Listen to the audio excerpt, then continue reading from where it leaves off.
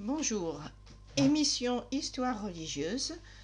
Nous allons étudier l'évangile de Matthieu, c'est-à-dire à travers cet évangile, nous allons voir ce qu'il peut révéler sur l'identité sociale de Jésus, quel personnage historique pourrait exister derrière le personnage mystique que l'on connaît, et quels faits historiques peuvent donc y être retrouvés et s'y attacher.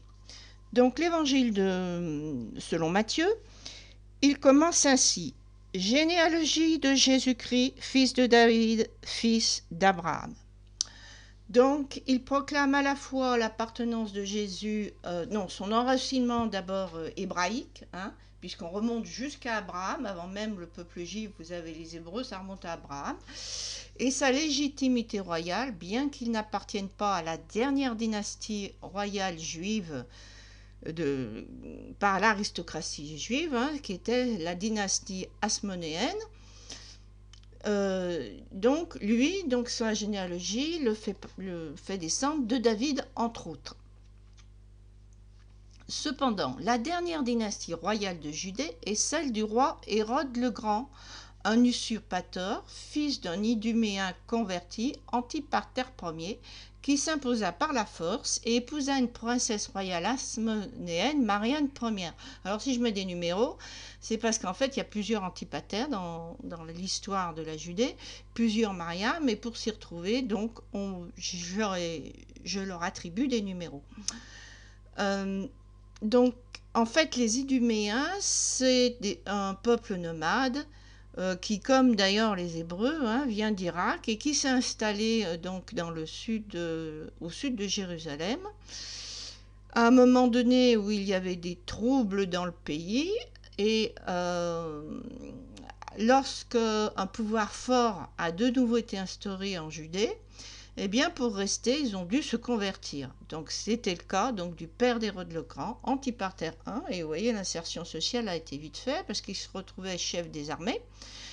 Le fait qu'il y eut à nouveau par la suite un conflit dynastique pour savoir entre deux frères lequel monter sur le trône a permis à Antipater, en jouant habilement de la querelle entre les deux, de les éliminer successivement avec le soutien de Rome et de monter sur le trône à la condition posée par les Juifs, c'est qu'il épouse tout de même une princesse royale hasmonéenne, puisque pour les Juifs, l'enfant héritait par sa mère de son grand-père, au niveau de sa race, quoi. On ne parle pas de race, on parle d'esprit. L'esprit du père de la princesse passe à son fils. Donc, si le grand-père était un aristocrate juif, eh bien le petit-fils, forcément, l'est aussi. Donc, on peut donc se demander si Jésus appartenait à cette dynastie, puisqu'au-dessus de la croix où il fut crucifié, les Romains inscrirent un panneau « Roi des Juifs ». Et donc, pour l'époque, donc ça correspondrait à cette époque-là. Pour cela, je vous recommande de lire le roman historique. Bon, évidemment, il y a une romance, mais tous les faits historiques sont bien tirés d'un livre écrit par un historien, Flavius Joseph, qui était donc un historien du 1er siècle, à la fois juif et romain, et qui a écrit donc Guerre des Juifs. Donc je vais vous donner un aperçu donc du livre.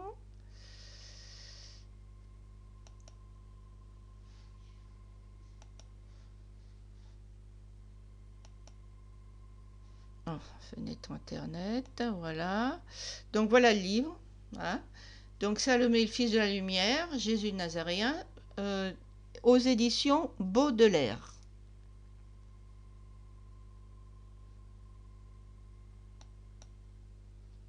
Bon.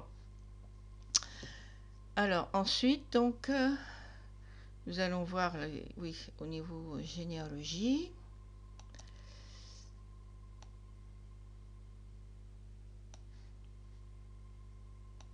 Donc il s'agit d'une généalogie fantaisiste, comme je crois que je vous l'ai dit, selon les historiens. Notamment, je vous cite par exemple Jacques Duquesne, qui a écrit un livre qui s'appelle Jésus. Il y a pas mal d'années de cela, c'est ancien. dans lequel, bien que ce soit un journaliste catholique, il démontrait qu'il ne pouvait pas descendre de la lignée de David. Hein, parce que cette lignée, tout simplement, c'était probablement était éteinte, et en tout cas, donc la généalogie, il manque des générations, d'un évangile à l'autre, c'est pas la même, donc on ne peut pas se baser là-dessus. Hein. Donc ça paraît plutôt comme un ajout qui a l'intérêt de rallier les juifs, surtout les pharisiens, classe aristocratique. Enfin, c'était peut-être pas ce qui a été fait, mais c'était peut-être l'intention de l'auteur. Elle peut aussi résulter de la croyance gnostique, notamment avec la gnose. C'est en fait, si vous voulez, vous avez des porteurs de lumière, on va dire. Hein.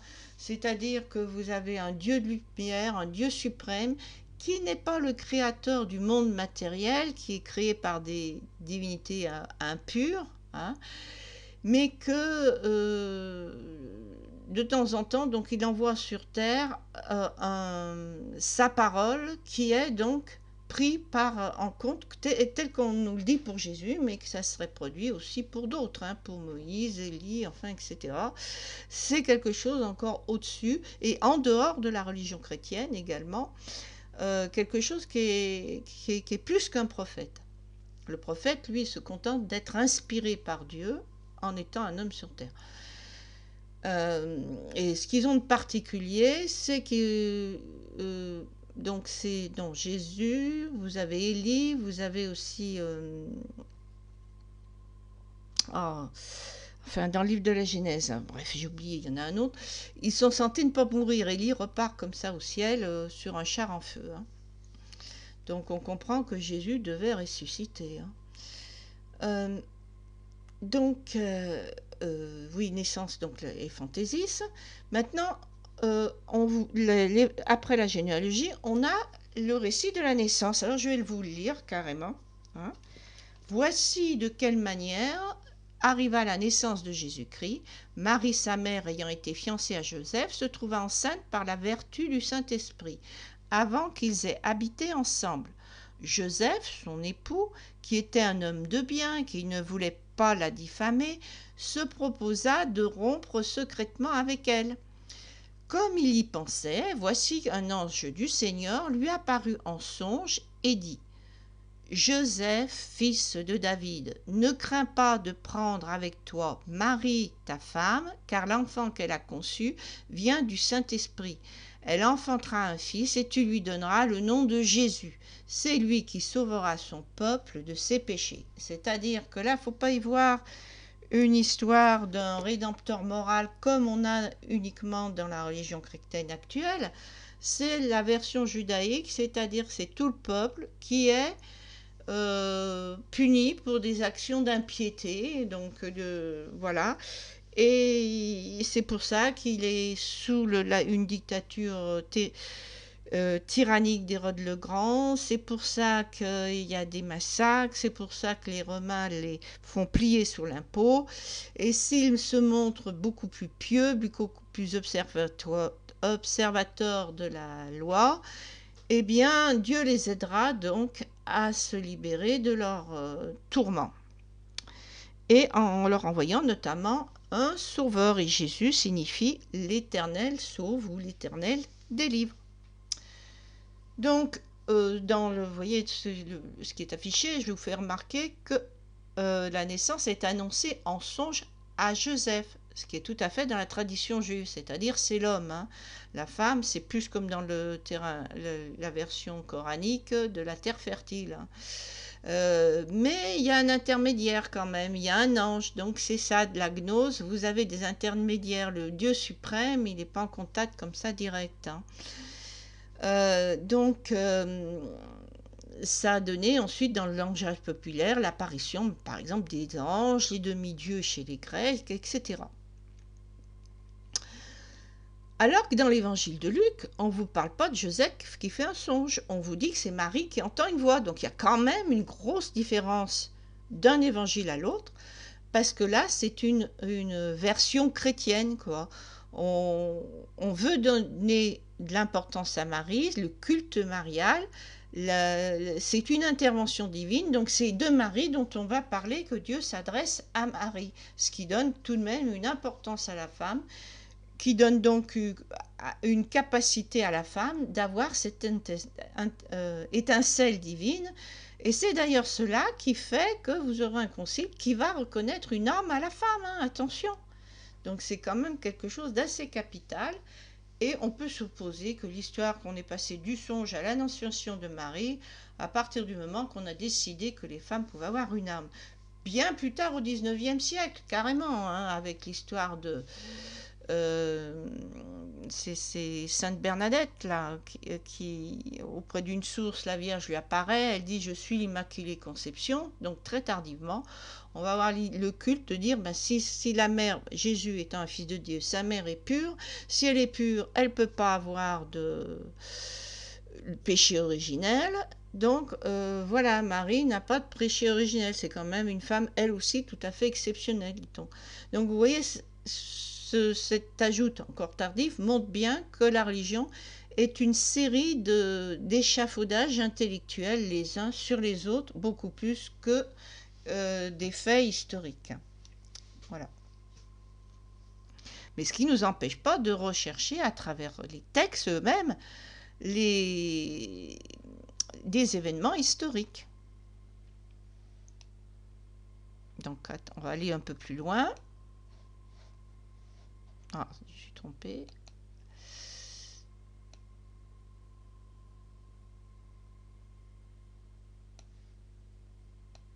Bon. Alors, donc, on a cette notion, donc cet enfantement, il est provoqué par le Saint-Esprit. Alors, ça nous fait penser à la création d'Adam, qui est né du souffle de Dieu. D'ailleurs, dans le Coran, aussi bien Adam que Jésus naissent du souffle de Dieu. Le premier sur l'argile, le deuxième sur une femme. La femme, je vous rappelle, dans le Coran, est assimilée à une terre fertile. Donc, vous voyez, on reprend cette vision judaïque où la femme est qu'en somme que l'intermédiaire entre deux hommes. Hein. Et c'est pour ça qu'elle appartient à son père et ensuite à son fils, à son mari, pardon. Alors qu'à partir du moment que grâce à Marie, on a une âme, eh bien, on va aller vers l'émancipation de la femme. Et ça va commencer dès Jésus, puisque Jésus, par exemple, donne la place à la femme, la parole publique, ce que saint Paul, lui, va au contraire la mettre un peu en retrait.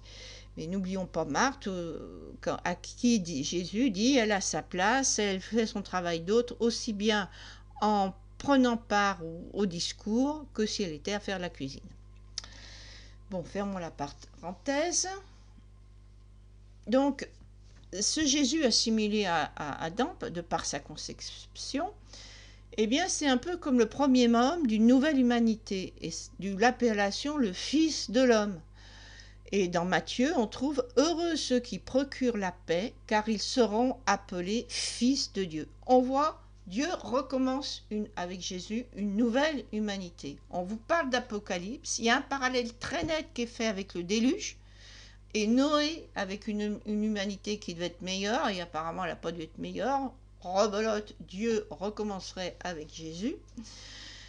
Et donc, à part quelques élus, donc tout le monde devrait disparaître. On retrouve donc cette conception du monde en circuit fermé qui reproduit les mêmes schémas, une humanité mauvaise détruite par le déluge divin, une nouvelle humanité avec Noé, etc., comme je vous avais dit. La différence étant qu'avec Jésus apparaît la filiation spirituelle. Alors ça, on le voit dans la transfiguration, c'est-à-dire ça se passe du vivant de Jésus, hein, pas au moment qu'il est crucifié, bien avant. On a toujours le songe avec les apôtres qui s'endorment, et c'est Pierre, je crois, qui voit donc Jésus qui monte au ciel entouré de Moïse et Élie. Voilà. Donc en fait, le porteur de lumière, ben oui, on n'a pas besoin de la filiation génétique, si vous voulez, c'est peut-être la même âme, la même lumière qui réapparaît au cours du temps dans différents hommes.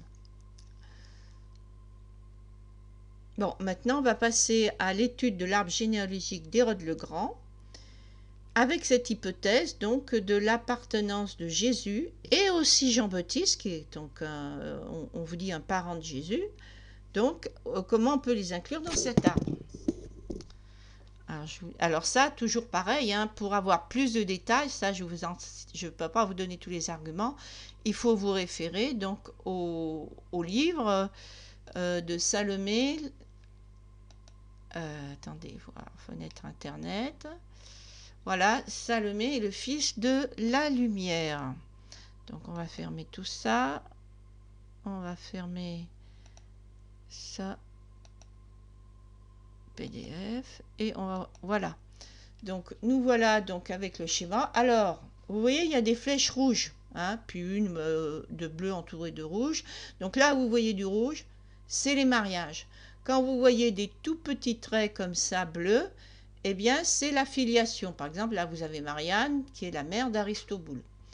Donc, vous voyez qu'Hérode le Grand, bon, et des épouses, il en a eu 10. Hein. Là, pour l'histoire qui nous intéresse, on va se concentrer uniquement sur 3 épouses. Doris, Marianne Ière et Maltacée.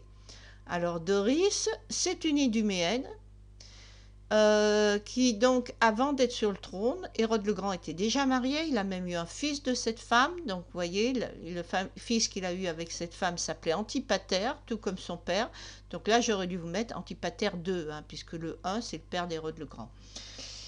Et pour pouvoir épouser Marianne, il a dû la répudier, parce que sinon Marianne n'aurait été qu'une deuxième femme, et ça n'aurait pas été sa filiation qui aurait eu accès au trône. Donc il fallait éliminer Doris pour que ce soit le fils de Marianne. Alors là, je vous ai mis Aristoboule, mais elle a eu un autre fils, Alexandre. Et normalement, c'était cet Alexandre qui était censé monter sur le trône. Mais Marianne, aussi bien que Aristoboule et Alexandre, seront exécutés par Hérode le Grand. Hein. Donc ça, je vous laisserai lire dans le roman les circonstances. Ensuite, vous avez une troisième femme, Maltacée. Alors elle, c'est une Samaritaine. Bah oui, parce que les mariages, ça permet aussi des alliances. Les Samaritains, vous savez, ne sont pas du tout en bon accord avec les Juifs. Eh bien, ça tombe bien, parce que comme Hérode le Grand est tout de même n'est qu'un Juif converti, absolument pas un aristocrate, en épousant une Samaritaine, eh bien, il gagne l'appui des Samaritains. Et pourquoi je l'ai mis celle-ci? Parce qu'elle a eu un fils, elle a eu même 2 fils, Hérode Archéléos, Hérode Antipas, et tous les deux, donc à un moment donné, ils vont être sur le testament où Hérode le Grand dessine son héritier. Mais je vous ai marqué qu'Archéléos, parce que en fait, ça sera Archéléos, donc qui était censé monter sur le trône, puisque le testament a été refait multiples fois. Ensuite, vous voyez, là dans le coin, vous avez Salomé. Alors Salomé, c'était la sœur d'Hérode le Grand.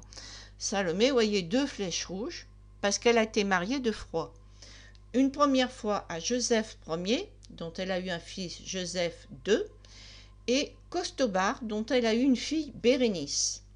Et donc, vous voyez un mariage entre cousins germains, c'est-à-dire que le fils qu'Hérode le Grand a eu avec la princesse royale qui s'appelait donc Aristoboule, a épousé Bérénice, qui est donc la fille de sa sœur.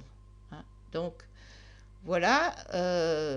Et donc, ce couple a eu une fille, qu'on appelait Marianne III, qui aurait eu un père avec Panthéra, donc qui est dans le roman historique, est présenté comme étant le père biologique de ce fameux Jésus.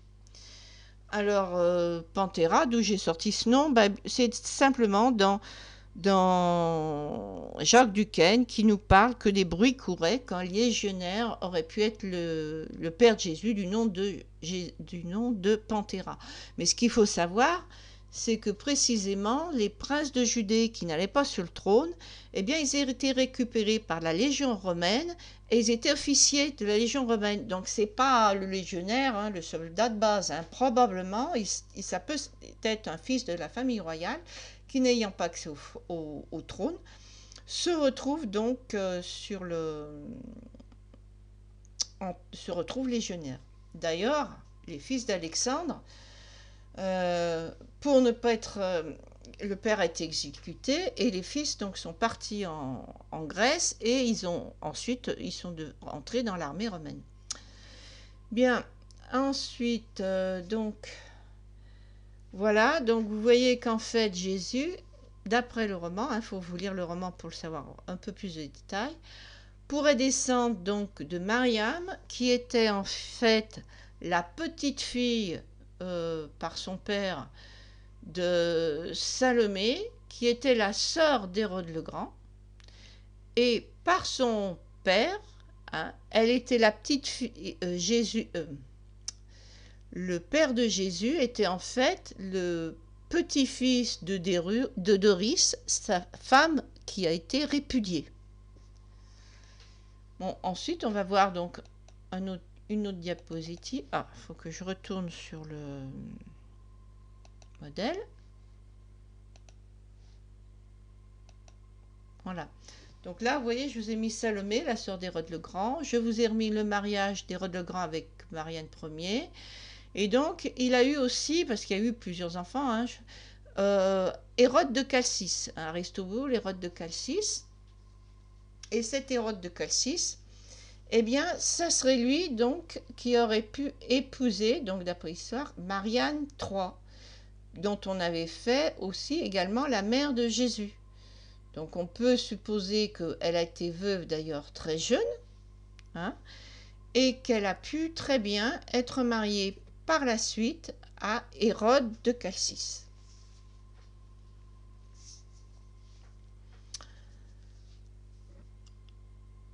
Parce que donc Joseph, effectivement, on en parle très vite, on n'en parle plus dans les évangiles. Et Joseph, donc on sait, d'après les apocryphes, était un veuf qui avait de grands enfants, quand Mariam, elle, aurait été une toute jeune fille de, suivant les évangiles, d'entre 12 et 16 ans. Voilà. Alors, troisième diapo. Ah, il faut que je retourne.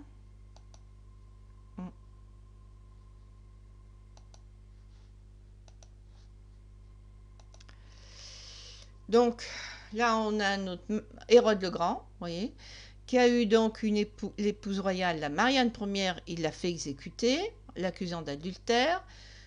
Ensuite, il a épousé une autre Marianne, et c'était en fait une femme qui s'appelait Marianne, mais il l'a fait tuer la première femme, mais il en avait tellement, comment dire, une dépendance affective, on va dire, qu'il a exigé que la seconde s'appelle Marianne. Elle devait vraiment totalement la remplacer. Et elle était d'une famille sacerdotale, et Hérode donc a fait nommer grand prêtre son père, parce que c'était pas une famille de prêtres modestes, hein, mais il en a fait un grand prêtre pour que ça épouser une femme, donc une certaine tenue dans la société. Et ils ont eu un fils, donc Hérode Philippe. On vous parle donc aussi de Philippe, je ne sais plus à quel endroit, je l'ai trouvé là, qu'on en parlait dans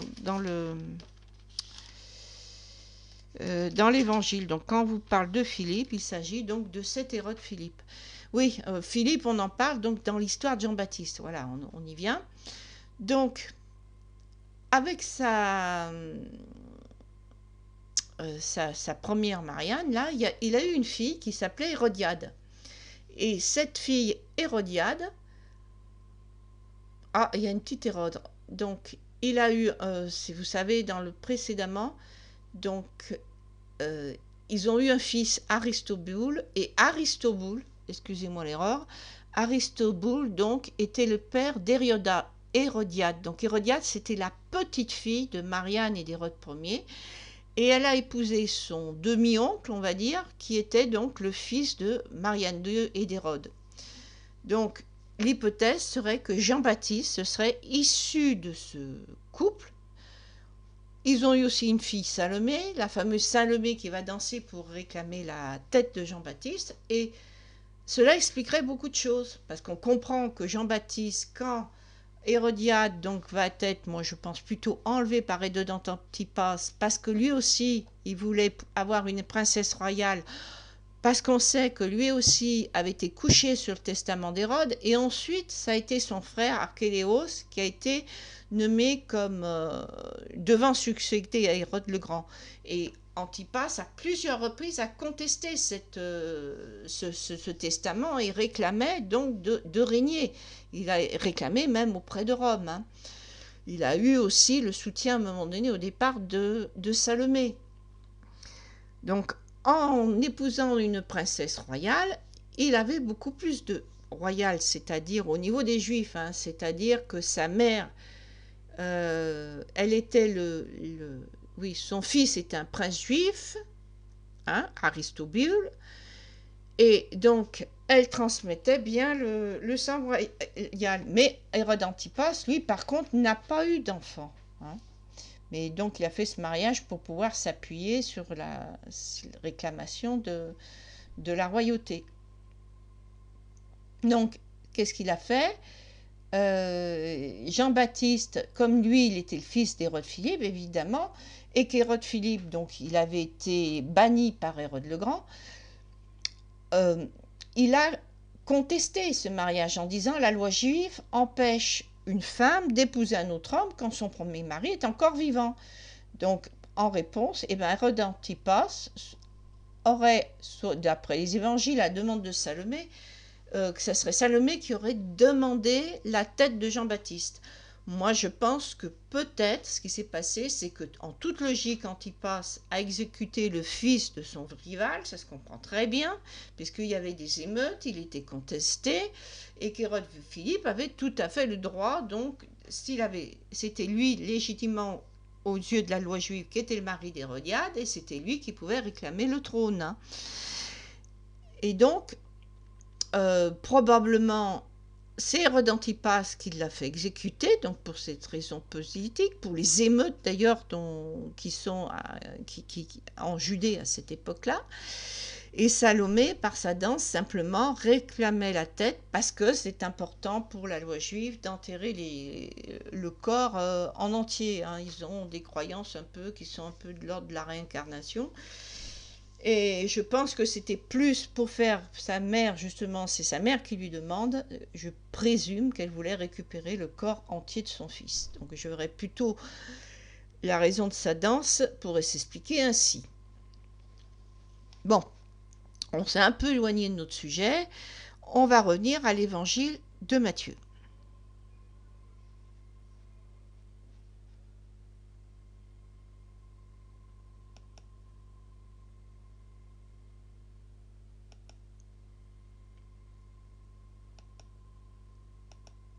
Voilà. Alors, donc on a vu l'arbre généalogique et on retrouve dans l'évangile de Matthieu des symboles de la royauté de naissance de Jésus. Il y a cette fameuse étoile. Or, cette étoile qui signe, c'est une croyance zoroastre que les étoiles sont, comment dire, des signes d'une royauté à venir. Hein. Donc, il y a ce signe de l'étoile qu'on retrouve. Donc ça date des Sumériens. Hein. Déjà, les Sumériens, il y avait cette croyance-là. Donc Abraham était, je vous le rappelle, issu de Ur. Donc vous voyez, il y a des traditions qui viennent de très loin. Ensuite, donc ces mages, en fait, il se trouve que ce qu'on appelle mages, c'est tout simplement des prêtres zoroastres. Hein. Et il y en avait précisément donc à Canaan et même en Galilée notamment, hein, où a vécu Jésus. On peut bien imaginer que Salomé, puisque son fils Joseph devient le père adoptif, c'est donc lui qui pouvait avoir un peu le pouvoir, a voulu faire reconnaître Jésus en tant que prétendant royal. Et comme elle ne pouvait pas s'appuyer sur des prêtres juifs, eh bien elle s'est appuyée sur ce qu'elle pouvait, c'est-à-dire les prêtres zoroastres. On peut le voir comme ça. Politiquement, ça s'explique. Donc ensuite, vous avez la myrrhe, l'encens, l'or, c'est pas des cadeaux qu'on fait à n'importe qui, c'est des cadeaux royaux. Ensuite, dans l'évangile, le proto-évangile de Jacques, on vous dit que on va faire, les prêtres veulent faire un nouveau voile pour le temple. Et donc, il faut filer du lin, filer différents fils, etc. Et c'est à Marie donc qu'on confier le pourpre du voile du temple. Donc ça, si c'est pas un symbole, et l'écarlate d'ailleurs, si c'est pas un signe à la fois, alors certains pourraient penser du sang, mais le pourpre c'est la couleur impériale, hein. Bon, ensuite nous avons donc la fuite en Égypte, c'est-à-dire que je vais vous lire ce passage.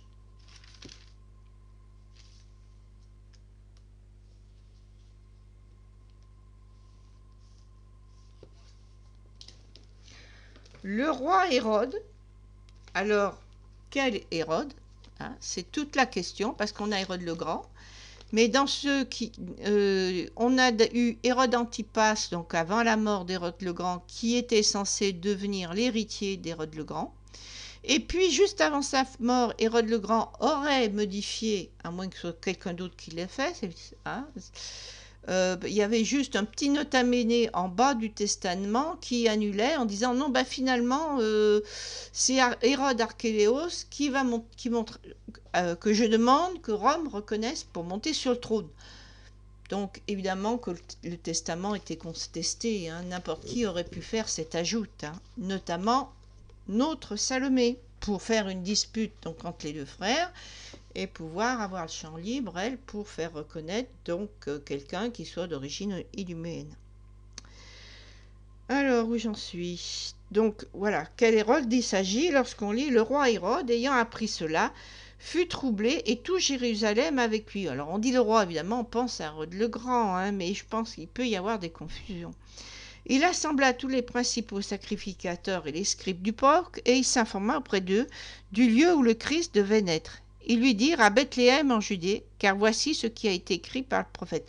Alors, je vais vous rappeler donc un événement tragique qui s'était passé donc avant la mort d'Hérode le Grand. C'est qu'il a fait emprisonner son fils Antipater, ce fils qu'il avait eu donc avec Doris, qui était notre donc l'Iduméenne. Un petit instant, je crois qu'il faut que je ferme un peu les volets, peut-être, parce que je crois qu'on ne voit pas très bien, hein, avec le soleil.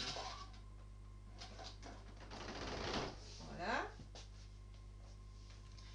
Donc je reviens, excusez-moi, de ce petit contretemps.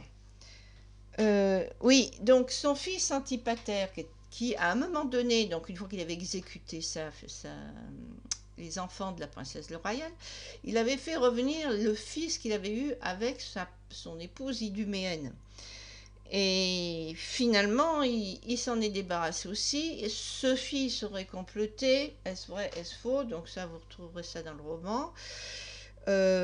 Contre son père, aurait essayé de l'empoisonner. Donc, Hérode le Grand, toujours est-il que sur la fin de sa vie, puisqu'il va le faire exécuter 5 jours avant de mourir lui-même, l'a mis en prison. Et il y est resté un certain temps en prison, parce qu'il fallait qu'il soit jugé à Rome, tout ça, etc.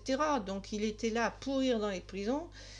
Et à un moment donné, on a cru qu'il y a eu un faux bruit, qu'Hérode le Grand était déjà mort, et Antipater a crié « Délivrez-moi, délivrez-moi, c'est moi l'héritier, etc. » Donc on peut bien comprendre que si il revendiquait l'héritage et que suite à ça, Hérode le Grand, furieux, le fait exécuter, il va vouloir faire aussi exécuter ses descendants, c'est-à-dire le petit-fils, donc le fils d'Antipater, ce fameux individu qu'on a appelé Panthéra, c'est-à-dire le père biologique de Jésus. Et ensuite, eh bien évidemment, lorsqu'il apprend que Mariam serait enceinte, hein, peut-être qu'il y a eu un mariage secret, je ne sais pas ce qui s'est passé, eh bien, il voudra se débarrasser du nourrisson pour être sûr que l'héritage ne soit pas contesté.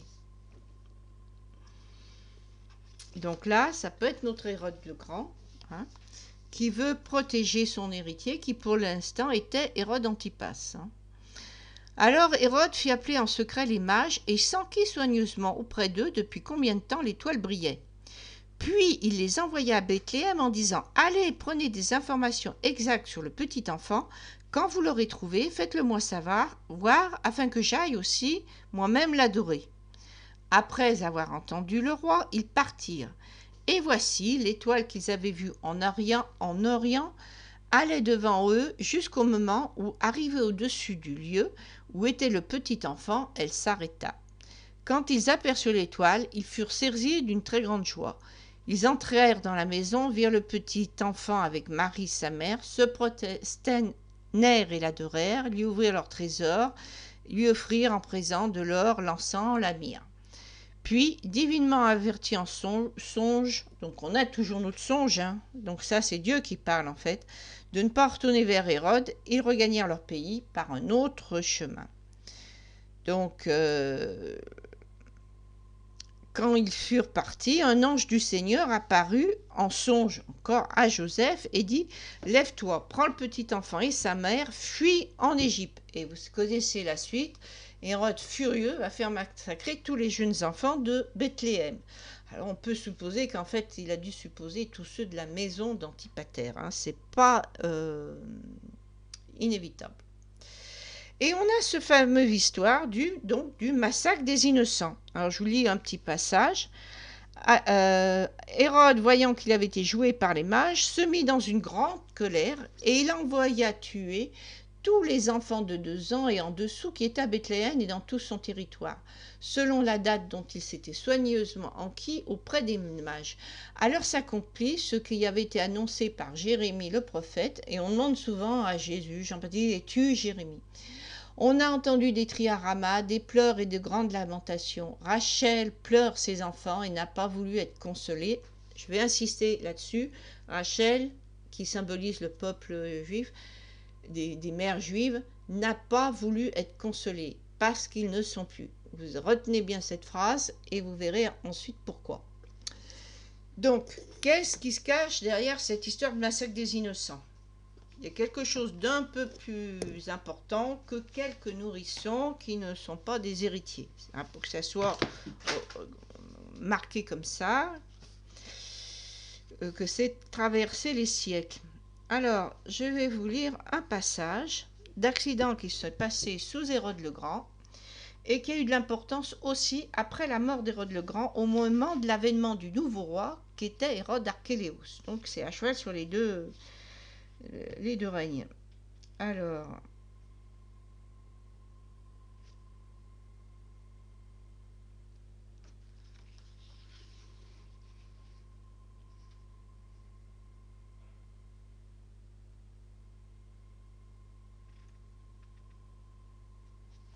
voilà.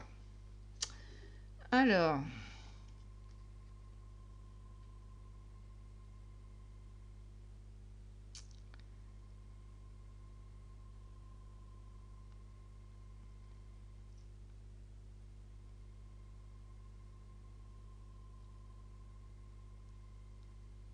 le Hérode le Grand donc fait son testament, il est très malade, il avait déjà 70 ans, très éprouvé donc par toutes les condamnations qu'il a faites de ses fils et les trahisons, vraies ou pas vraies, ça c'est autre chose.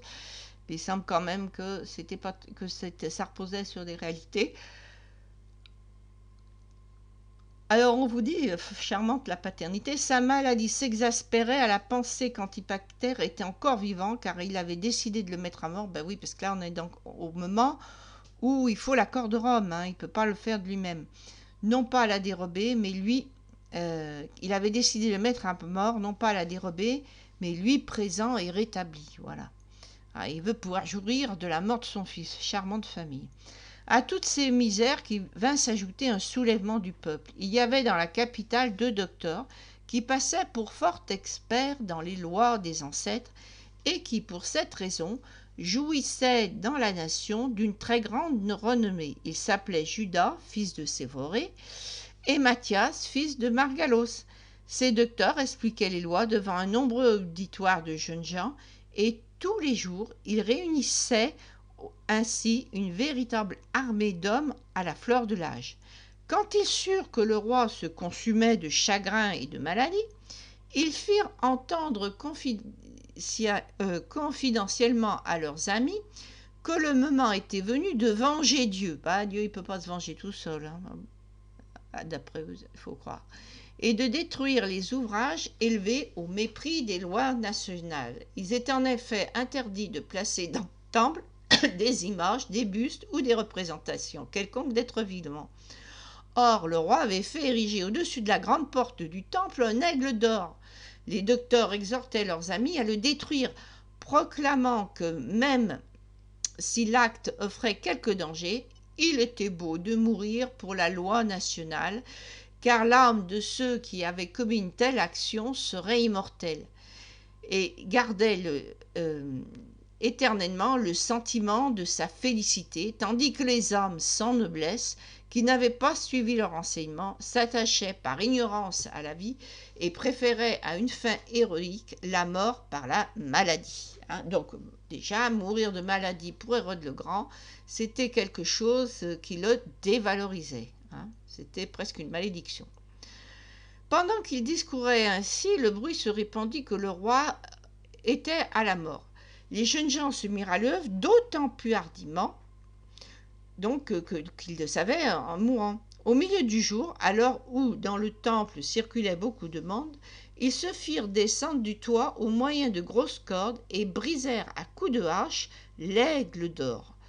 Le préfet du roi, aussitôt informé, mais accourut avec un fort détachement, arrêta environ 40 jeunes gens et les conduisit devant le roi Hérode le Grand. Donc Hérode leur demanda d'abord s'ils avaient osé abattre l'aigle d'or. Ils le reconnurent. « Qui vous l'a ordonné ? La loi de nos pères, répondit-il. Et pourquoi tant de joie au moment où vous allez être mis à mort ? Dit Hérode. C'est qu'après notre mort, nous jouirons d'une félicité plus parfaite, disent ces jeunes gens. Vous voyez la folie du fanatisme héroïque. Là-dessus, le roi entra dans une si violente colère qu'il en oublia sa maladie. Il se fit porter dans l'assemblée et y prononça un long réquisitoire contre ces hommes. C'étaient des sacrilèges qui, sous prétexte de servir la loi, poursuivaient en réalité un destin plus profond. Il fallait donc les punir comme des impies. Le peuple, alors, craignant que les poursuites touchent un peu tout le monde, parce qu'à cette époque-là, on n'était pas ça près, pria donc le roi de se borner à punir simplement les machinateurs de l'entreprise, ainsi que ceux qui avaient été arrêtés en flagrant délit,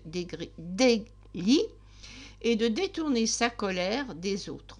Le roi se laissa fléchir à grand-peine, donc en fait, c'est celui qui est pris qui ramasse tout. Les jeunes gens qui s'étaient fait descendre du toit et les docteurs furent brûlés vifs. Les autres prisonniers furent livrés aux bourreaux. À partir de ce moment, la maladie ravageant tout son corps l'affligea de souffrances multiples. Donc, ensuite, qu'est-ce qui se passe ? Une fois qu'Hérode le Grand est mort, eh bien, les Juifs qui avaient donc peut-être un de ces jeunes gens qui étaient de leur famille, tout ça, ou la classe qui, de toute façon, appartenait pour beaucoup à la classe aristocrate, eh bien, on s'est rappelé tout ça au moment de l'avènement du nouveau roi, et on va lui demander justice de punir ceux qui ont obéi à Hérode le Grand, et qui ont osé donc porter la main et porter le fer sur ces jeunes gens. Alors, voilà comment ça se passe, donc la succession. Donc, c'est Hérode Archéléos. Donc, Archéléos harangua les Juifs du haut d'une tribune élevée et d'un trône d'or. Il témoigna sa satisfaction du zèle qu'ils avaient montré pour les funérailles de son père. Donc, les funérailles, ça avait duré donc, les 7 jours précédents. Et les marques d'affection qu'il lui donnait comme à un roi déjà confirmé dans son pouvoir. Et donc, oui, parce que je vous rappelle, il faut qu'il aille à Rome pour être, accrédité donc, par l'empereur.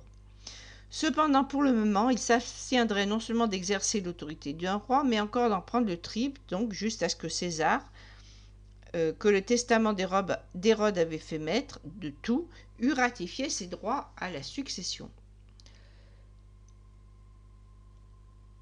Donc, à Jéricho, quand l'armée avait voulu ceindre son front du diadème, il ne l'avait pas accepté, parce que s'il avait fait ça, ça voulait dire qu'il se coupait de sa dépendance avec Rome. Il devenait roi des Juifs, point final, et Rome, ça n'avait pas son mot à dire.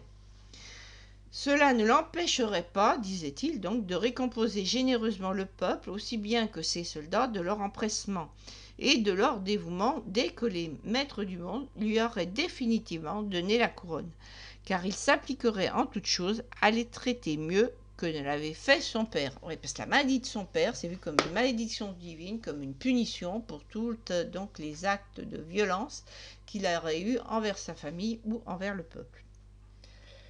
Alors la multitude, donc, contente des dispositions d'Archéléos, qui leur dit donc, je vais essayer de vous satisfaire, voulut aussitôt éprouver les sentiments du prince en lui présentant forte requête.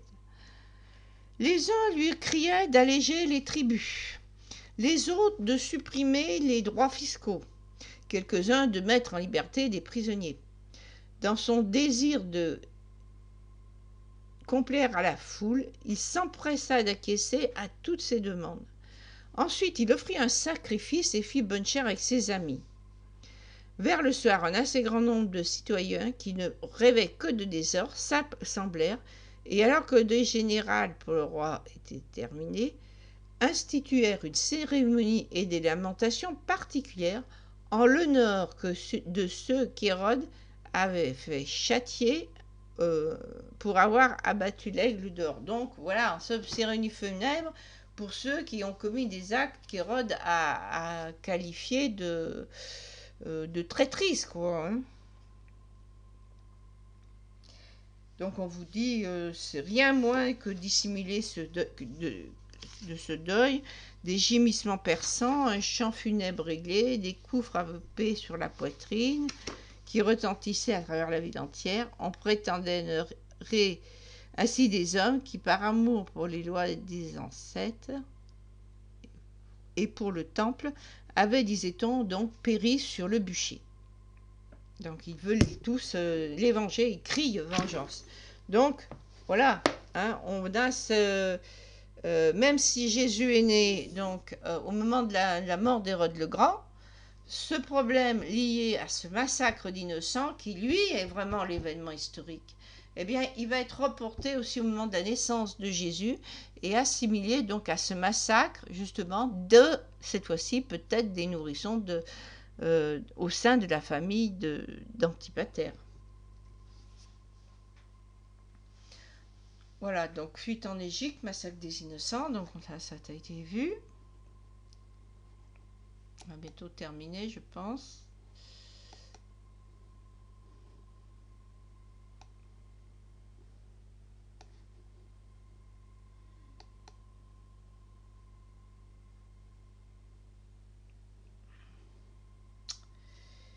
Eh bien, oui, donc voilà, donc on a fait le tour. Hein. On voit donc que dans l'évangile de Matthieu, beaucoup d'éléments donc, qui sont bien en faveur d'un Jésus historique qui aurait eu du sang royal. Et des allusions à des faits historiques précis. Voilà, sur ce, je vais vous laisser. Et je vous laisse donc à votre réflexion. Arrêtez pas la vidéo si vous voulez regarder un peu mieux les schémas généalogiques. Et je vous invite donc à lire Salomé. Alors attendez, je vais vous remettre un peu l'image. Il faudrait qu'elle soit un peu mieux centrée. Voilà. Ah, un petit instant. Voilà. Donc Salomé, le fils de la lumière, Marie-Jeanne Jourdan, édition Baudelaire. Et si vous retrouverez donc des éléments beaucoup plus pertinents pour soutenir donc l'hypothèse d'un Jésus appartenant à la lignée d'Hérode le Grand. Bonne journée.